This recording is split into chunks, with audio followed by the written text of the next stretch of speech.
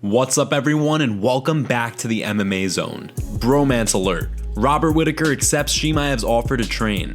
While Khamzat Chimaev may be one of the most feared fighters in the UFC, there's one top-ranked middleweight fighter that he likes and would prefer not to fight. Former champion Robert Whittaker.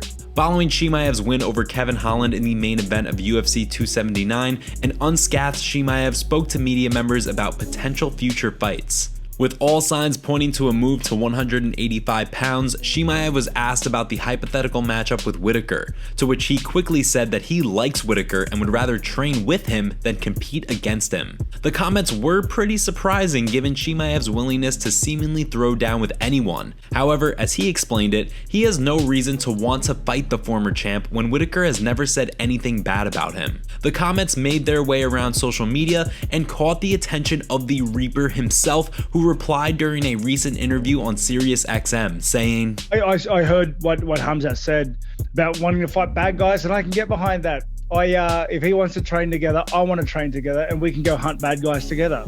With Whittaker recently defending his middleweight #1 contender status at UFC Paris, it's no secret that the road to a middleweight title shot likely still goes through the former champion. If Chimaev is poised to make a run at the middleweight belt, it may be difficult for these two friends to avoid one another in the future. Despite that, it would certainly be entertaining to see the shenanigans that a trio of Darren Till, Khamzat Chimaev, and Robert Whittaker could get into. We can only hope that if the pair ever decide to link up and train, we get plenty of video footage. Jingliang sheds light on UFC 279 Backstage press conference scuffle. Leading up to UFC 279, fight fans were poised for an entertaining press conference. Unfortunately, after an extremely long delay, UFC President Dana White emerged and revealed that due to a backstage incident, fighters would be coming out to field questions 2 at a time. While boos rained down on him, White explained that even though he understood, the decision was made for everyone's safety. After seeing just 2 fighters take the stage, the press conference was abruptly called off. After footage released showing Kevin Holland and Khamzat Chimaev getting into it before Chimaev gave Holland a push kick, fight fans finally thought they had the whole story. According to main card fighter Jingliang, however, there was much more going on backstage than fight fans initially thought. And when Khamzat came in my eyes, he was trying to say hello to us. So he said hello to me, and then went to Kevin and in my eyes, he's trying to say hello to Kevin. But I don't know why. Maybe Kevin feels he is a little bit aggressive, and then just Kevin pushed Khamzat. And then Khamzat just go backward and then come back and kick Holland. So they just punch and kick to each other. Jingliang went on to explain that despite him holding Chimaev back, the 3-time Swedish national wrestling champion and Holland continued to go at it. According to the leech, that was only the beginning. After an ill-timed arrival by Nate Diaz and his crew, things escalated once again between the two teams, resulting in the press conference ultimately getting cancelled. It's hard to believe that things were even more chaotic than fans initially suspected, but it sounds as though that was the case. Given everything that happened, it's safe to say that UFC 279 Fight Week went down as one of the most chaotic in UFC history.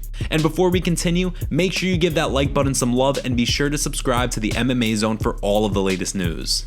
Daniel Cormier talks very steep decline for Tony Ferguson. This past weekend was a rough one for Tony Ferguson. After Khamzat Chimaev's weigh-in miss, El Cucuy found himself in a 5-round main event scrap against Nate Diaz in the Stockton Superstar's final UFC fight. While Ferguson struggled early, as the fight went on, he seemingly began to find his timing as he battered the lead leg of Diaz. While many hoped that going into the championship rounds, Ferguson would begin to find his rhythm and take over, that wasn't the case. Between the 3rd and 4th rounds, Ferguson's corner advised him to shoot for a takedown that ultimately spelled the end of the fight after Diaz secured an arm and guillotine.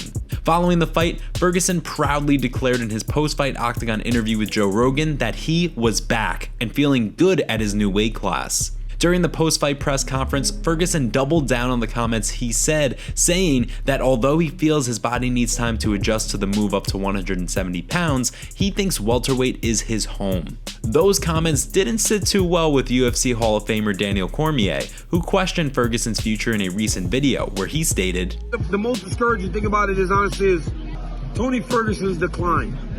It's sad because for so long he was so good in a weight division where it was hard to become the champion. So he only held a portion of the belt by becoming the interim champion. But Tony Ferguson at his peak was as good as anybody in the UFC, but his decline now has been very steep. And it hasn't been like gradual.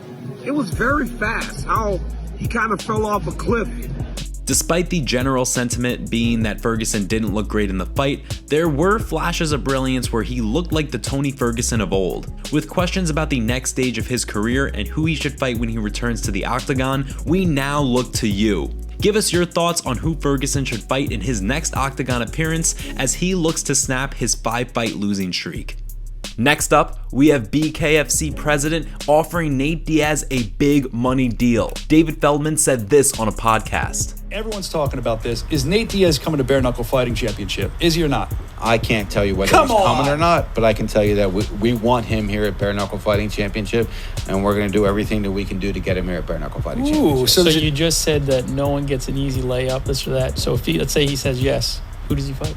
Look at this guy. Look at you, investigative journalist. I think that the fans would absolutely love Nate Diaz versus Mike Perry would be a fan's dream fight. I think the fans would love to see that fight. But, Nate Diaz is absolutely on the radar. Wow. He's not just on the radar. We're aggressively going to make a move for him right now. I'm having a feeling after having a talk with the partners and the guys at Triller that we're going to be able to make a really viable attempt. So this is something that's already been talked about within the office. Like you're. I know we're going for this. We're going for this. Absolutely. What do you guys think about Nate Diaz versus Mike Perry in BKFC? Would you watch that fight? Let us know down in the comment section below. Khabib offers advice to Khamzat Chimaev. After Khamzat Chimaev split from Dominance MMA last summer following a verbal spat on Twitter with Khabib Nurmagomedov's cousin, many were quick to claim that the hot prospect had beef with the UFC Hall of Famer. At the time, Chimaev did his part to squash the rumors, stating publicly that he loves Khabib and continues to look up to him.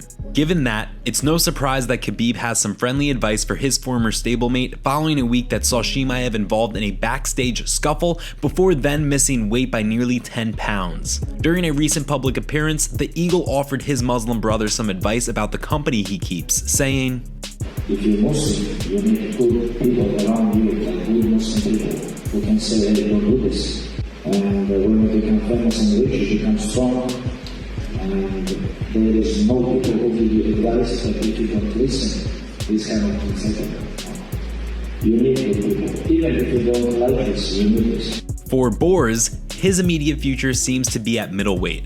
While All-Stars head coach Andreas Michael believes that the streaking prospect should retain his welterweight ranking, he agreed that 185 pounds seems to be the best thing for his fighter. Do you think that when Chimaev begins preparations to return to the octagon, Khabib will be a part of his training camp? Will we ever see a world where Chimaev splits time between All-Stars MMA and training with Khabib? And now for our breaking news story of the day, Khamzat has thrown shade at Khabib and then deleted his comment on Instagram. Under the profile Mini Khabib, Khamzat posted this comment: "I ate too much tiramisu. That's why my fight with Tony Ferguson been canceled 5 times." What do you guys think about the Khabib vs Khamzat feud? Let us know down in the comment section below. Last up, Marc Goddard talks Nate Diaz gamesmanship in UFC 279 main event. The UFC 279 main event had it all. Trash talking, back and forth exchanges, wild flurries, and a signature Nate Diaz submission win, complete with a victory flex that just happened to time at 2 minutes 9 seconds of the 4th round. A fitting fact given how hard Diaz represents the 209. During the scrap, there were periods where Diaz looked like he was checking out of the fight, walking and shaking his head with no regard for Ferguson, as many believed that he had decided to be done with the bout. In the moment, Ferguson countered with falling to the canvas in the middle of the octagon, leaving fans both entertained and confused by both men's actions. At other points, Diaz leaned on the cage to seemingly catch his breath, prompting many to wonder if referee Marc Goddard should step in and stop the fight. This week, Goddard responded to a question on Twitter about the situation, saying that at no point did he consider stopping the bout as a result of Diaz's antics or his body language. As he explained, the situation was simply some gamesmanship from Diaz rather than a sign of the fighter being unable to defend himself. Following the win, questions have continued to arise in regards to whether or not Diaz will return to the octagon. While many feel that eventually the Ultimate Fighter Season 5 winner will fight for the UFC again, all signs point to Diaz exploring other opportunities in combat sports. With his eyes on boxing, kickboxing, and jiu-jitsu, only time will tell if the 37-year-old ever signs with the UFC again. Today's video was packed with some juicy stories from the fight world. What are your thoughts about what's going on in the MMA? Don't forget to smash that like button and subscribe to the MMA Zone to see more videos just like this. See you next time.